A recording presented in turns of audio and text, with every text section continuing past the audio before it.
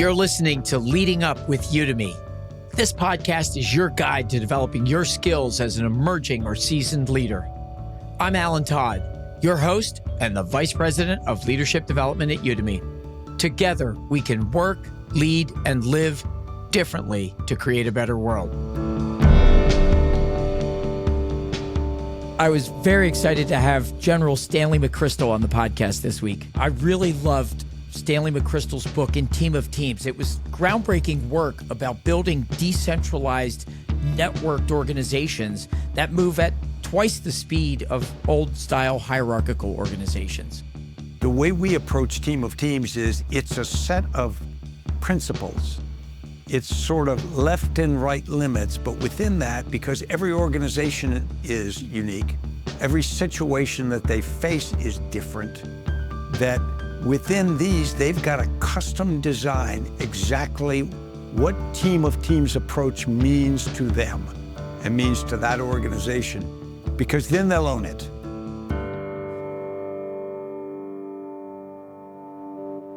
This week, I'm speaking with General Stanley McChrystal. General McChrystal is a retired four-star general, the former commander of U.S. and international forces in Afghanistan, and the former commander of the nation's premier military counterterrorism force, Joint Special Operations Command. He's also the author of several best-selling books, including Team of Teams, which I thought was a game changer, Risk, and Leaders, Myth, and Reality. His consultancy, the McChrystal Group, develops leaders at Fortune 500 and public sector organizations all over the world. General McChrystal, welcome to the podcast. Well, thanks very much for having me. All right, let's start with, I want to know how you discovered the idea of Team of Teams. The concept that's in the words Team of Teams was not something we had before. It wasn't an idea I'd been carrying around for years, nor was the terminology. In fact, that came even after the war. But as you described, we had been purpose-built as a counterterrorist force to do elegant, precise operations that were narrow in scope and limited in duration. So we were about accuracy. We were about precision. And the organization that I was a part of, Joint Special Operations Command, had been formed out of the failure of the Iran rescue mission in the spring of 1980. And so this organization was designed to do counter-hijacking, hostage rescue, precise raids, and whatnot. And it had gotten very good at what it did.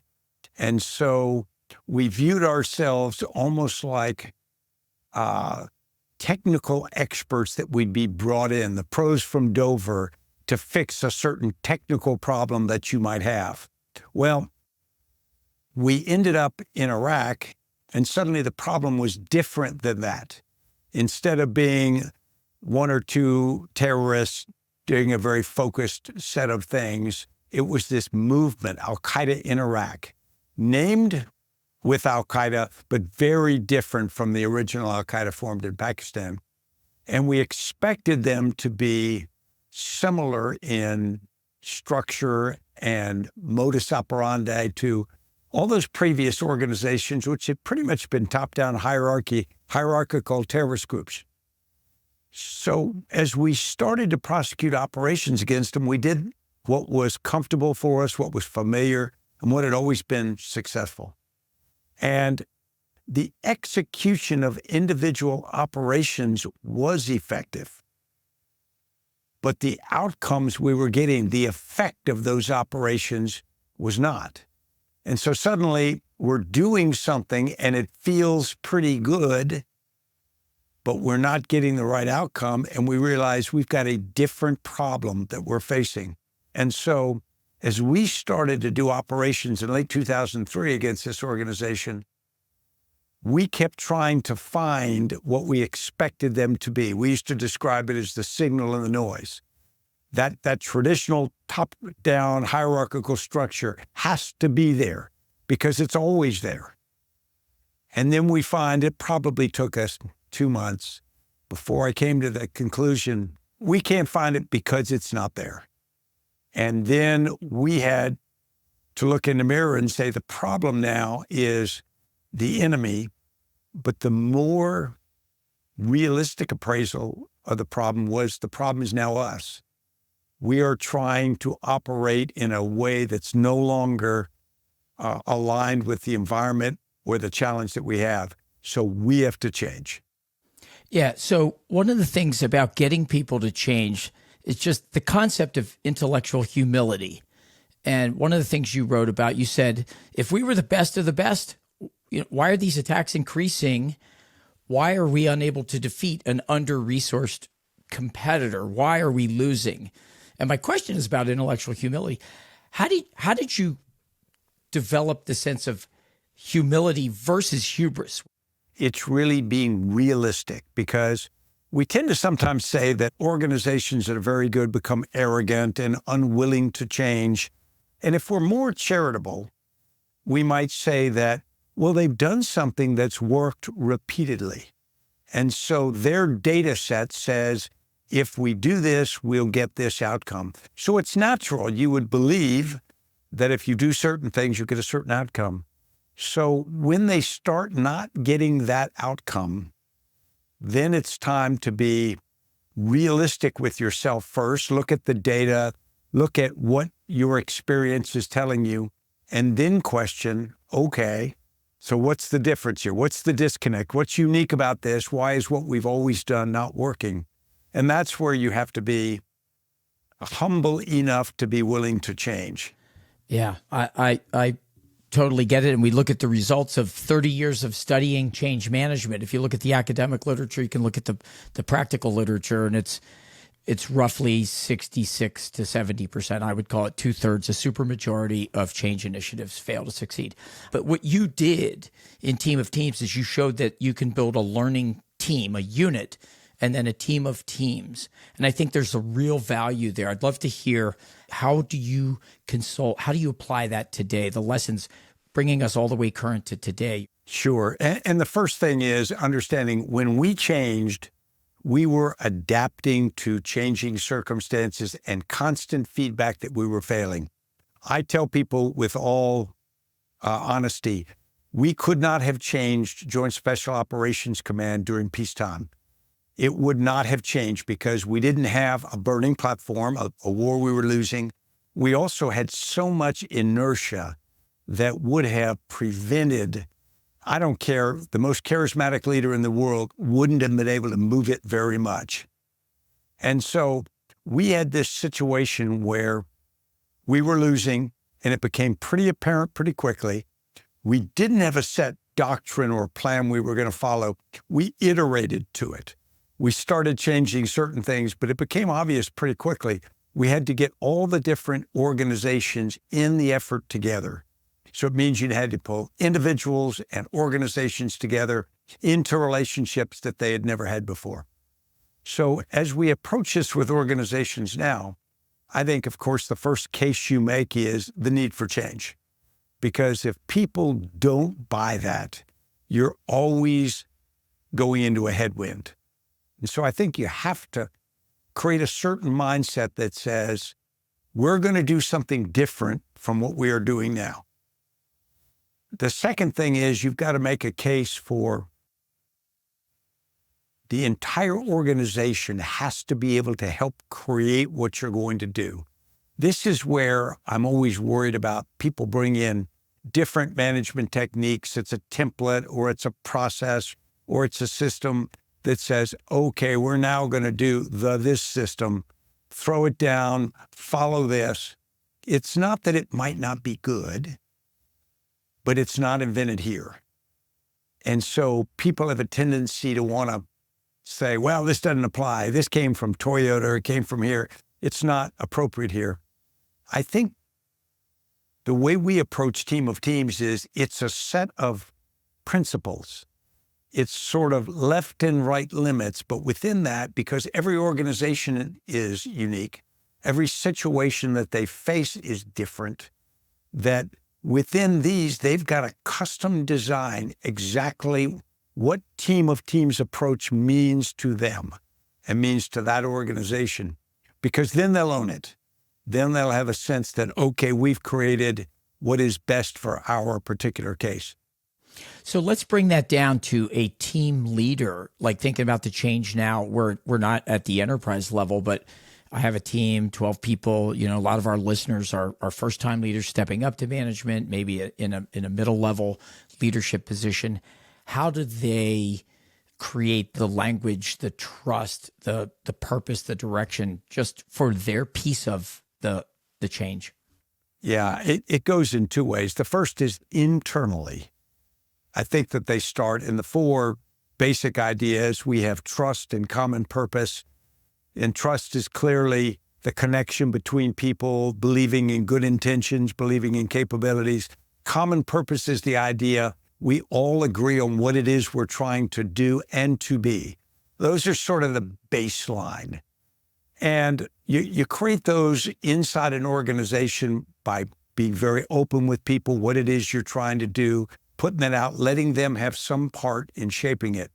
The next one is the one that's very uncommon, and that's shared consciousness.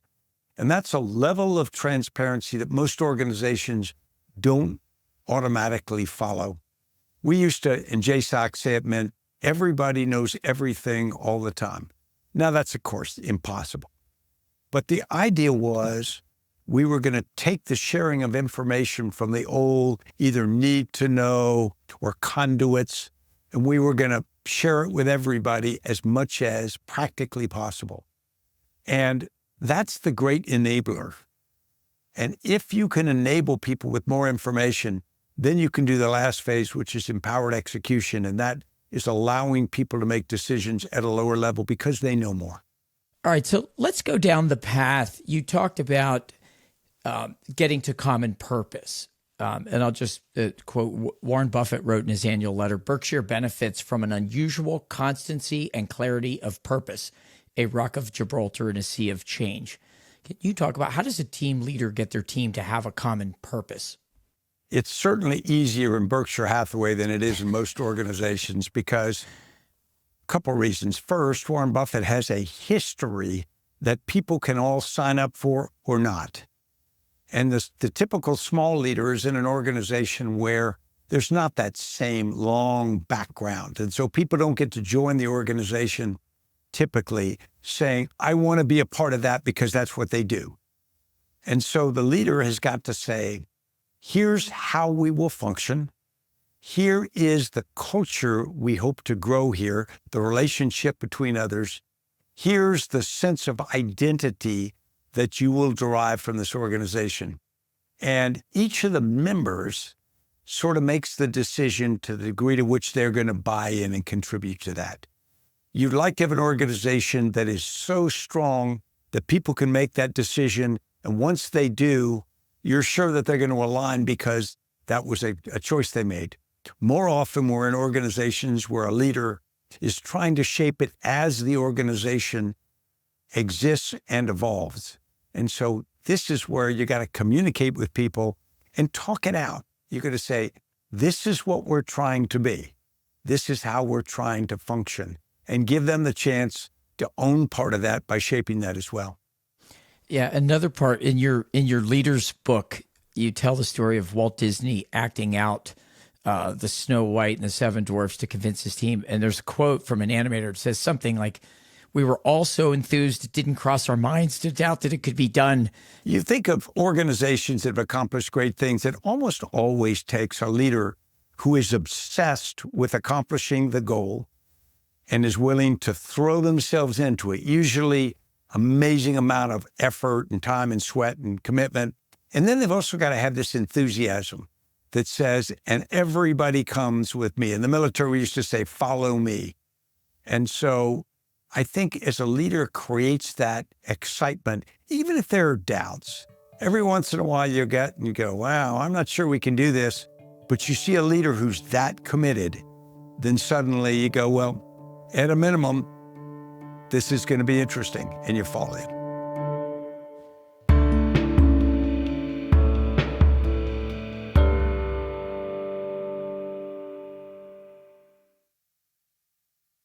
What's your advice for someone today, they're managing a team, they've got 10 to 50 people in some kind of unit.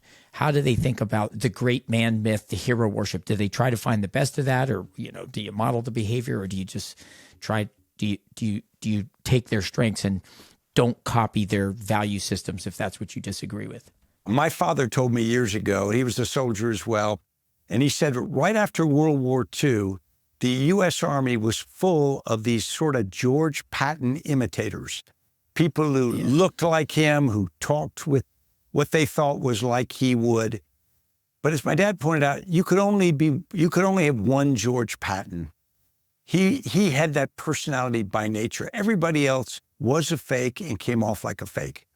So what I would say is you should never try to mimic somebody else's style. Even techniques that they use need to be followed with great care, because your context of what you're leading, the group you're leading, and your own strengths and weaknesses is very different. Now, what I do think you need to decide is, okay, what does this group need to achieve this level of outcome? And if you're trying to have the best team in the world at something, then that's going to take a level of effort and demanding nature and maybe Darwinistic management of your people in terms of bringing people out to achieve that. And if that's the social contract that the people are willing to sign up for, then I think that's fine. And people will follow that. You don't have to be a jerk to do that either.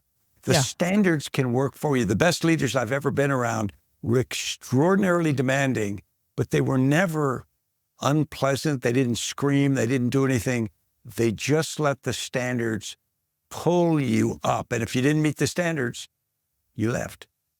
So each person needs to come up with their set of leadership principles, I suppose. If I were to just extrapolate to say, to find my authentic leadership way, I can't be Patton. In this case, I can't be Steve Jobs, but I can be me, and I have to figure out how I will get things done.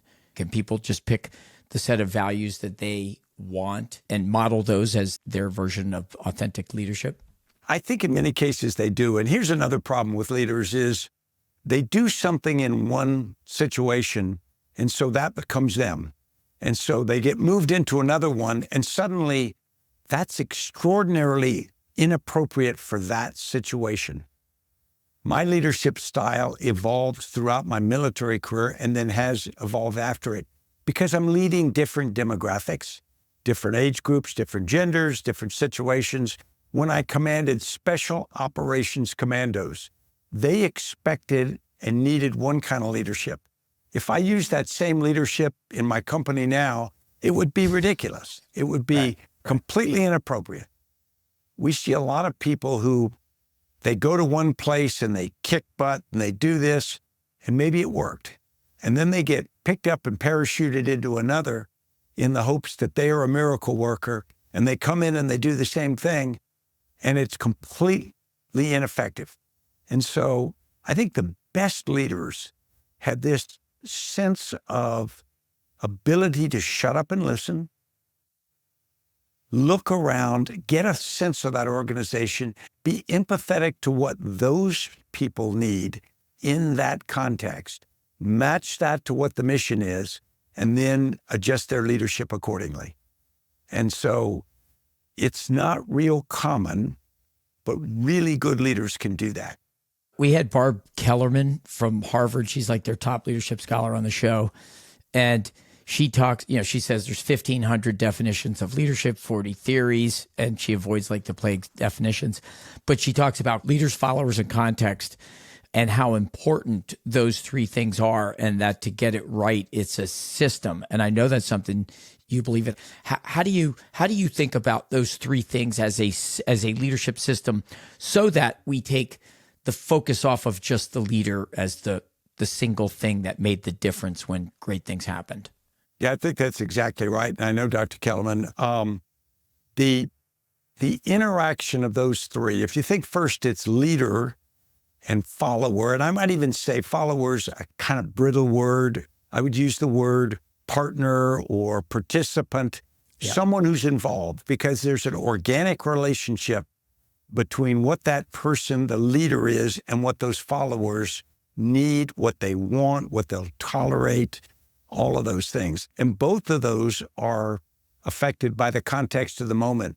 I would tell you, I led soldiers differently on Monday morning than I did on Friday afternoon because they needed something different in those two moments.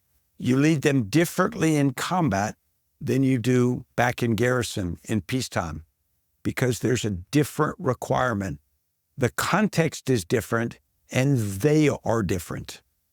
And so the leader has got to be as flexible as possible so that at the end of the day, it's almost like a triangle where the legs keep changing in lengths. And so instead of being a equilateral triangle, you've got to keep adjusting the angles and the length of your leg based upon those other two. Yeah. And understanding that constant motion becomes so key. Now, I'm not saying that a leader is so flexible that they have no values, no principles, no standards. You do, but you adjust how you do things within that. Yeah. I wonder how organizations, like one of the things you wrote about is that people crave belonging and meaning, yet most organizations, they never connect business goals with universal human needs, like feeling that sense of belonging or never giving up or being just like, ultimately they can't, that struggles. And I could cite a litany of research that right now about showing that massive disconnect. And so people quit or become disengaged. Why do you think that is? I think we've wrapped ourselves around the axle in many ways. In many civilian businesses, we go through these incentive calculation processes where we hire compensation consultants and we calculate what's going to motivate you or I to do our job better. And then we try to come up with this very detailed process. But that's not what motivates most people. Most people want to be on a good team. They want to feel like they are a respected member of that team, that they matter and they contribute to it. And they want to believe that what that team does is generally good. They don't want to feel like it's a bad thing.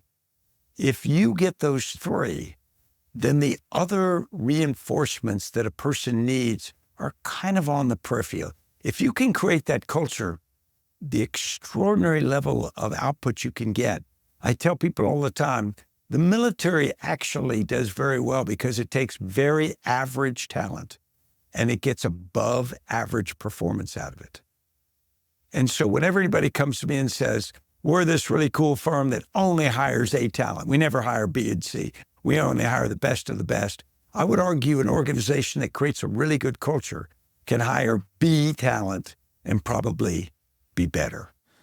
Yeah, and I think of that as the definition of a learning organization, where every person is a learning machine, every team is a learning team. It's a learning team of teams. And if you can do that wellspring of knowledge, if you can have people learning and that's what you did, I think that was the real magic in Team of Teams that you described, which is that's organizational learning. Which brings me to a question about leadership development. So in the military, it strikes me that you spend 98% of your time is leadership development, 2% of your time is action. In business, it's the exact opposite. People spend a little money and they say, let's give some development to this group because they're new and this group because they're senior. And it lacks cohesion top to bottom. And as a result, you don't see that learning organization approach where you get something to take hold. You did it with Brazilian Jiu-Jitsu. I heard that story that you told. I thought that was a great example, by the way, of organizational learning. Yeah, to quickly tell that story, I was a battalion commander in 2nd Ranger Battalion, and we were trying to teach our soldiers to be able to do unarmed combat, hand-to-hand combat. Because there are times when you don't want to shoot somebody, you want to deal with them less lethally. And so most of the people in the battalion had never been in a fight in their lives. They'd never been punched in the face, and so you got that challenge to overcome. So we went and got a wrestling coach from Iowa. We got boxing people. We got karate people. We we sent a small number of our people to each of these trainers, and they trained 2 or 3 experts, and we brought the experts back and we said, okay, this is going to transform the battalion, but it never took. Right. And then we got Brazilian Jiu-Jitsu, the Gracie brothers, and it was partly that they were good teachers, but it was more our approach was different.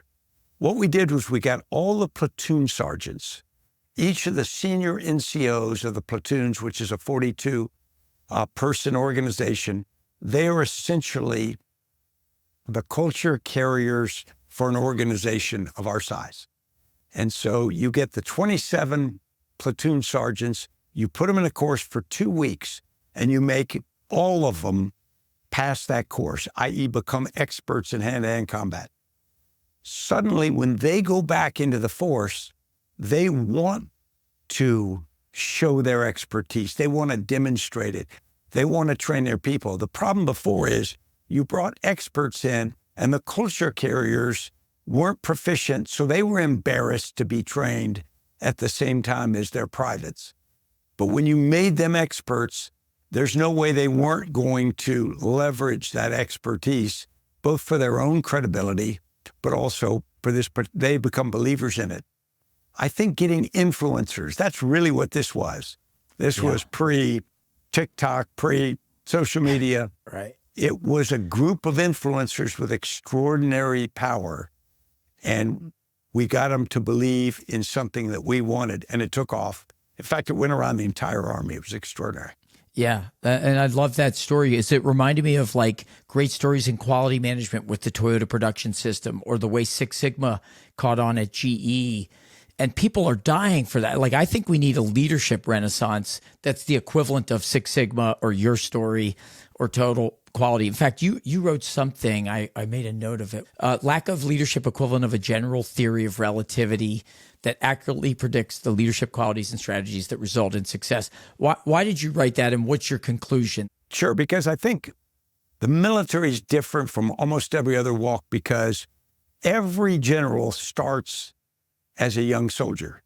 And so you matriculate through the organization. Some people leave, but the point is you are training people always with a clear goal in mind, to be a senior NCO or a senior officer or at the very senior levels.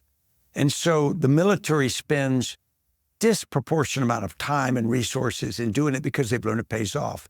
Civilian corporations have a challenge now, partly because people are so mobile in the workforce. It's hard for a corporation to argue to invest in Stanley McChrystal if it's likely after 2 years I'm going to jump to another corporation. Right. It's easier for them to say, well, I'll just go hire somebody.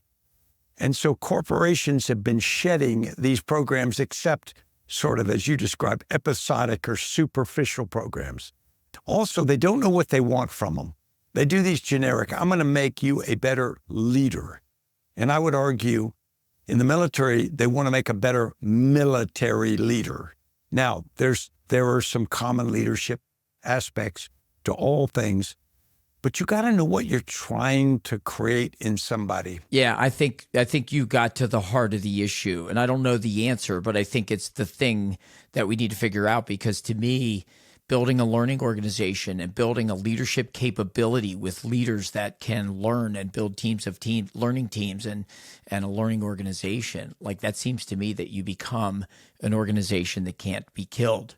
You're an organization that has, that you are resilient and just keep popping up like a multi-headed beast. You can't be killed, right? Exactly. All right, Stan, as we wrap up here, we have a question that we ask all our guests. What are you curious about and learning now? Yeah, I'm spending a lot of time on trying to learn artificial intelligence, and I'm involved in several levels, and what it's going to do to and for leaders. Because I think of technology and the human side as the yin and the yang. And let's say the yang is the technology, and right now AI is hot. The yin is going to have to figure out how to interface with that, because just having good technology is not going to make a company better. You're going to have leaders who know how to deal with it, who can digest it. And so I'm spending a lot of time trying to get my mind around that. Well, that's certainly a big topic. General Stanley McChrystal, thank you so much for joining us on the podcast today. My honor. Thank you. Thanks again to General Stanley McChrystal for joining us today on the podcast.